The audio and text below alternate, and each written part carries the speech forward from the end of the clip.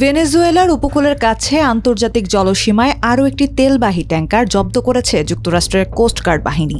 মার্কিন homeland security secretary Christie নোয়েমের বরাত দিয়ে কাতার ভিত্তিক সংবাদ মাধ্যম আল জাজিরা এই তথ্য নিশ্চিত করেছে।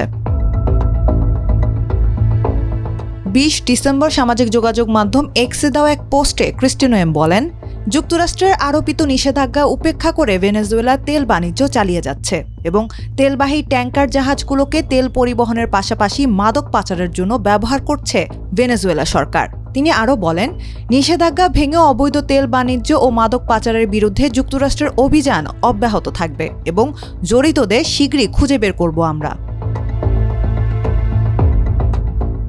২০ ডিসেম্বর ভোরে মার্কিন কোস্টগার্ড ও নৌবাহিনীর যৌথ অভিযানে ট্যাঙ্কারটি আটক করা হয়। মাত্র ১০ দিনের ব্যবধানে ভেনেজুয়েলার দ্বিতীয় ট্যাঙ্কার জাহাজ জব্দ করল যুক্তরাষ্ট্র। এর আগে ১০ ডিসেম্বর প্রথম জাহাজটি জব্দ করা হয়েছিল।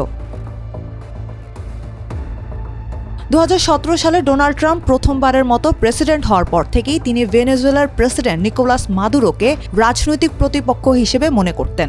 ২০২৫ সালে দ্বিতীয় মেয়াদে ক্ষমতায় ফেরার পরও মাদুরো সরকারের প্রতি তার অবস্থানে কোনো পরিবর্তন আসেনি, বরং নতুন মেয়াদে ভেনেজুয়েলার উপর নিষেধাজ্ঞা আরও কঠোর করেছেন ট্রাম্প।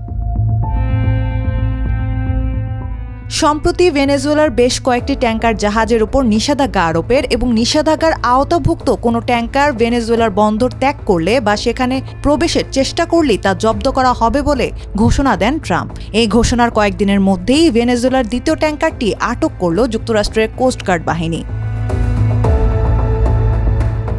এ ঘটনায় বিস্তারিত জানতে মার্কিন কোস্টগার্ড ও প্রতিরক্ষা দপ্তর পেন্টাগনের সঙ্গে যোগাযোগ করলেও কোনো পক্ষই মন্তব্য করতে রাজি হয়নি। পরে হোয়াইট হাউসের সঙ্গে যোগাযোগ করা হলে মুখপাত্র আন্না কেলি বলেন, ট্যাঙ্কার জাহাজটিতে চোরাই তেল ছিল এবং এটি মাদুরো সরকারের জন্য অর্থের যোগান দিচ্ছিল।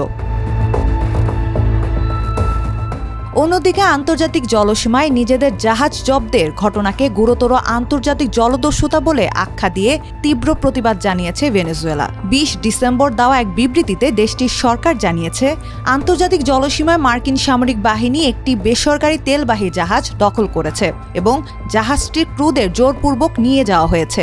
এই ঘটনার তীব্র নিন্দা ও প্রত্যাখ্যান করছে ভেনেজুয়েলা।